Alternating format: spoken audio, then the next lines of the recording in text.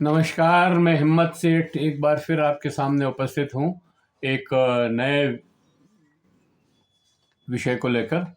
दोस्तों, हम महावीर समता संदेश यूट्यूब चैनल से बोल रहे हैं और आपने देखना शुरू कर चुके हैं महावीर समता संदेश YouTube channel.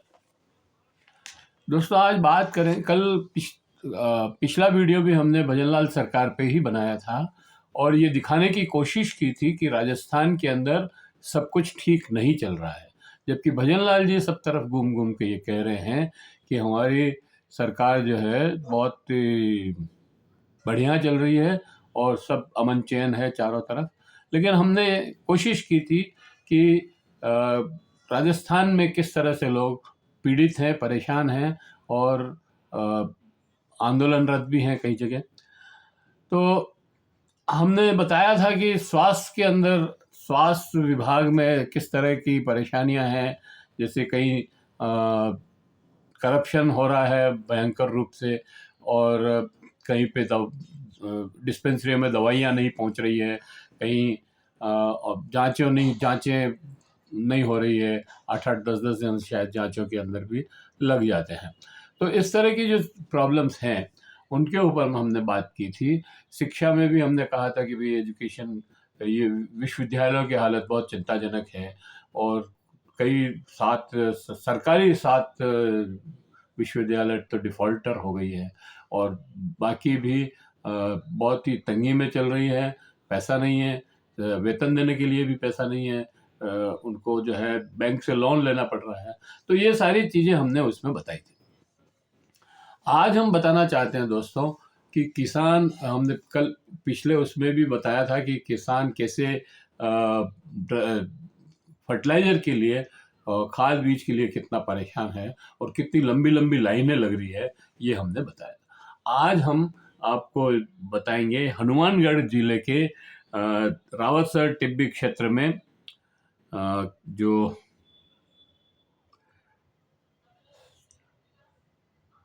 Dune private limited factory के खिलाफ किसानों का जो विरोध प्रदर्शन हो रहा है वो क्यों हो रहा है, उसकी वजह क्या है, उसमें क्या हो सकता है, क्या होना चाहिए, ये सारी चीज़ों पर हम बातचीत करेंगे। तो दोस्तों, ये बातचीत शुरू करें उसके पहले हम आपसे निवेदन करते हैं कि अगर आपने अभी तक भी हमारे YouTube चैनल महावीर समता संदेश को सब्सक्राइब न किया है तो सब्सक्राइब कर लें, बेल आइकन दबाना न भूलें। दोस्तों, वीडियो अच्छा लग रहा हो तो लाइक करें, फॉरवर्ड करें और लोगों को भेजें और कमेंट बॉक्स में जाएं, कमेंट लिखें, सुझाव दें। आपके कमेंट और सुझाव हमें और बेहतर करने की ओर अग्रसर करेंगे। दोस्तों, वैसे तो ये विरोध जो है 2024 से ही चल रहा है। 2024 जून में शायद शुरू हुआ था और क्योंकि ये फैक्ट्री वहाँ लगने की बात हुई थी तब। दरअसल ये फैक्ट्री जो है इथेनॉल पैदा करेगी और ये अभी जो सरकार ने पॉलिसी बनाई है, इथेनॉल 20% इथेनॉल पेट्रोल में मिला सकते हैं इसके लिए। तो ये जो 20% इथेनॉल मिलाने की बात थी, ये मतलब कोई ठीक अच्छी योजना नहीं है मेरी समझ में। और इससे ये कह रहे हैं कि हमारी इकोनॉमी में बूस्ट आ जाएगा क्योंकि हमको कम खर्च करना पड़ेगा क्रूड ऑयल मंगवाने के लिए।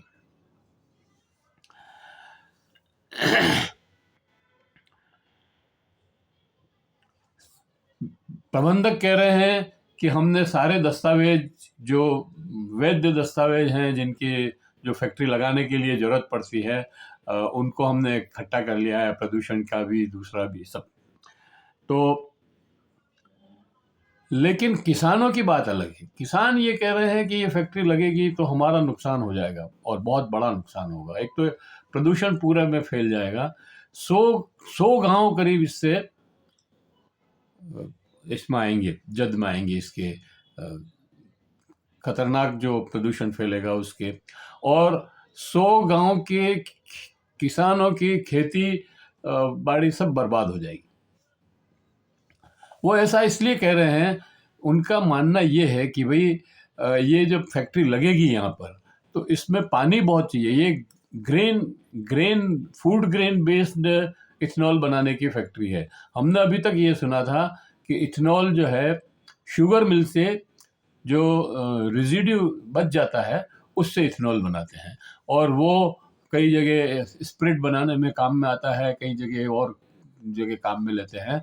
लेकिन अब हम ये सुन रहे हैं कि चावल, ज्वार, बाजरा, इन सब से भी इथेनॉल बनाया जा सकता है। और ये जो फसलें हैं ये फूड ग्रेन है, खाने के काम में आते हैं। तो एक तरफ तो खाने की ये फसलें अगर इथेनॉल बनाने में चली जाएगी तो खाने का सामान महंगा हो जाएगा, हमको बाजार में बाजरा और चावल और ये सारी चीज़ें महंगी मिलेगी। और दूसरा वो ये कह रहे हैं कि पानी इसमें बहुत चाहिए, इथेनॉल बनाने में पानी बहुत चाहिए, और पानी का जल स्तर जब गिर जाएगा तो खेती करने के लिए पानी नहीं मिलेगा। और वो जो एरिया है जहाँ पर ये फैक्ट्री लग रही है वो थोड़ी रेतीली है और ऊंची है, वहाँ पर पानी का स्तर नीचे है। और अगर ये फैक्ट्री लग गई तो इसमें बहुत ज़्यादा खपत होगी पानी की, तो और ज़्यादा नीचे चला जाएगा पानी, तो फिर खेती करने के लिए पानी नहीं मिलेगा, या फिर बहुत बड़ी मशीनें लगा करके पानी को खींचना पड़ेगा और नीचे से 700-800 हज़ार मीटर से वो बहुत महंगा पड़ेगा। तो अगर महंगी उपज हुई तो फिर कोई खरीदेगा नहीं। और ये जो है एमएसपी मिल नहीं रही है, तो ये सारा चक्कर इसमें है, और इसलिए किसान जो है इसका विरोध कर रहे हैं। अब विरोध कर रहे हैं तो 2024 से ही विरोध कर रहे हैं, लेकिन सरकार इनकी बात सुन ही नहीं रही है। और सरकार नहीं सुन रही है तो अब सरकार क्या कर रही है कि इस सारी समस्या को दूसरे पाले में डालने की कोशिश कर रही है, कांग्रेस के पाले में डालने की कोशिश कर रही है। क्या कह रही है कि ये तो MOU 2022 में हो गया था, कांग्रेस की सरकार थी तब, और वो जो है मतलब अब विरोध कर रहे हैं, तो मतलब सरकार का मतलब राजनीति घुस गई है इसमें। दरअसल में MOU साइन करना अलग बात है, फिजिकल रिपोर्ट बनना और फिजिकली वो वहाँ पर वायबल है कि नहीं है ये रिपोर्ट बाद में बनती है। MOU तो उस समय साइन हो जाते हैं जब बहुत सारे निवेशक आते हैं, मेला लगता है, निवेशक आते हैं, उसमें कोई बना देता है और साइन हो जाते हैं। दिखाने के लिए भी होते हैं कि देखो हमने इतने MOU साइन हो गए, इतना 1000 करोड़ का निवेश होगा, ये सारी चीज़ें उसमें होती है। लेकिन जब निवेश, और वो आश्चर्य की बात यह है कि जो MOU साइन होते हैं उसमें से सिर्फ 10-20% मुश्किल से जमीन पर उतरते हैं। अब ये जो फैक्ट्री लगा रहे हैं ये वहाँ पर बिल्कुल वो जगह बिल्कुल उपयुक्त नहीं है। ये कहीं जहाँ पानी बहुत ज़्यादा हो वहाँ लगाते, राजस्थान कैनाल के वहाँ लगाते, मतलब जहाँ राजस्थान कैनाल का पानी वहाँ डायरेक्ट आ रहा है वहाँ लगाते तो शायद इतना विवाद नहीं होता। पर ये जहाँ लगा रहे हैं वहाँ पानी नहीं है, और इसका पोल्यूशन भी बहुत ज़्यादा होता है। कहते हैं इसमें सड़ान बहुत आती है, चारों तरफ से जो है गंद पूरे एरिया में फैल जाएगी, तो लोगों का जीना दूभर हो जाएगा। तो इसलिए ये लोग प्लांट का विरोध कर रहे हैं। अब वहाँ पर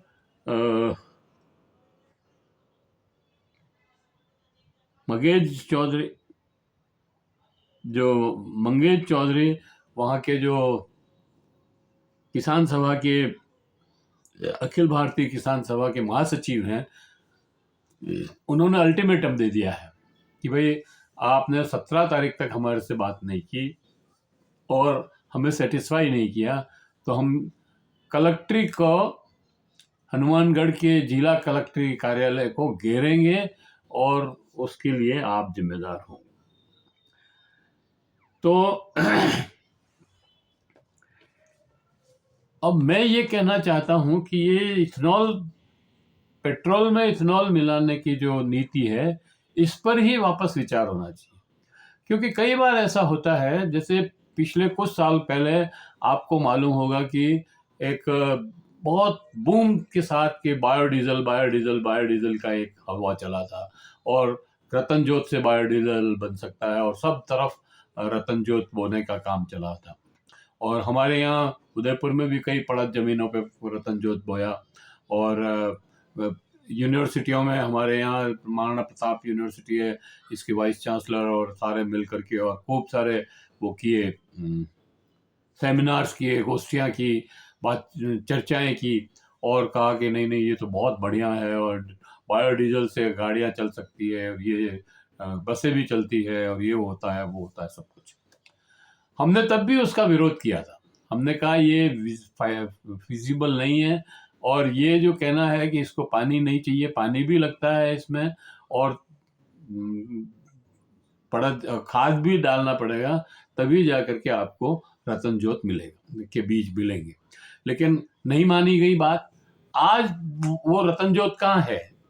क्या डीजल में कहीं एक भी गाड़ी रतन जोत की डीजल से चल रही है? बायोडीजल से नहीं चल रही है। करोड़ों रुपया व्यर्थ कर दिया, और बड़े बड़े वैज्ञानिक और वाइस चांसलर और यूनिवर्सिटी के लोग अब मुंह चुप करके बैठे हैं, कोई रतन जोत की बात भी नहीं करता। पूरे देश में रतन जोत का नाम लेने वाला आज की डेट में कोई नहीं है। रतन जोत प्रारंभ से हमारे यहाँ बाढ़ लगाने के काम आती थी। ये यहाँ तक तो ठीक है कि भाई वो उसकी वो जहरीली होती है, उनकी बीज वगैरह, तो गाय भैंसे मवेशी जो है उसको नहीं खाए, और वो उसकी सूंघ के ही निकल जाती थी, तो इसलिए वो बाढ़ अंदर नहीं घुसती थी, इसके लिए लगाते थे। लेकिन अब उसका डीजल बनाएंगे, बायोडीजल बनेगा, ये होगा वो होगा करके खूब सारा प्रचार किया गया, और अब उसका कहीं नामो निशान नहीं। तो करोड़ों रुपए जो खर्च हुए वो तो हमारे ही हुए ना। क्यों किया आपने करोड़ों रुपए खर्च? फिर ये जेट्रोफा की तरह ही ये इथेनॉल का भी इसी तरह से धुआं निकलेगा, और गाड़ियां खराब हो जाएगी, बल्कि इससे कोई गाड़ी चलने वाली नहीं है। एक्सपेरिमेंट लेवल पे आप चला सकते हैं, लेकिन बड़े लेवल पे और रेगुलर बेसिस पे उसको आप नहीं चला सकते, क्योंकि इथेनॉल का आपने कब कोई वो किया होगा, मान लीजिए एक्सपेरिमेंट, तो कितने दिन किया होगा? 1 दिन 2 दिन। अब ये गाड़ी इंजन कितने दिन में खराब होता है ये थोड़ी पता है आपको। साल भर चलेगी इंजन खराब हो जाएगा, 2 साल चलेगी इंजन खराब हो जाएगा, फिर आप क्या करेंगे? तो ये पूरी डिटेलिंग करने के बाद इस तरह की नीति बनानी चाहिए। मैं ये कहता हूँ कि भारत सरकार ने जो ये नीति बनाई है, ये कुछ लोगों को लाभ देने के लिए बनाई है, और अभी तक का ये अनुभव रहा है। नरेंद्र मोदी सरकार ने जो भी विकास के काम किए, चाहे वो बुलेट ट्रेन हो या हवाई जहाज के हवाई अड्डे बनाने का काम, वो सब कितने लोग काम में लेते हैं? हवाई जहाज में चढ़ने की हैसियत किसकी है आज? 10% से ज़्यादा लोग नहीं है, 10% भी नहीं है। मैं तो ये कहता हूँ हवाई जहाज में चलने वाले तो 3-4% लोग ही होंगे।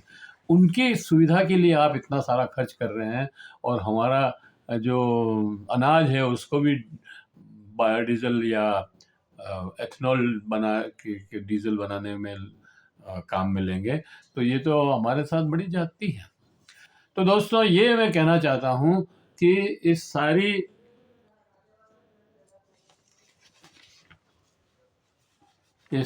जो नीति है उसको रिवाइज की जाए, और इस फैक्ट्री को बंद की जाए, क्योंकि ये फैक्ट्री लग जाएगी तो क्या होगा? कुछ सालों में बंद हो जाएगी। बंद हो जाएगी तब क्या होगा?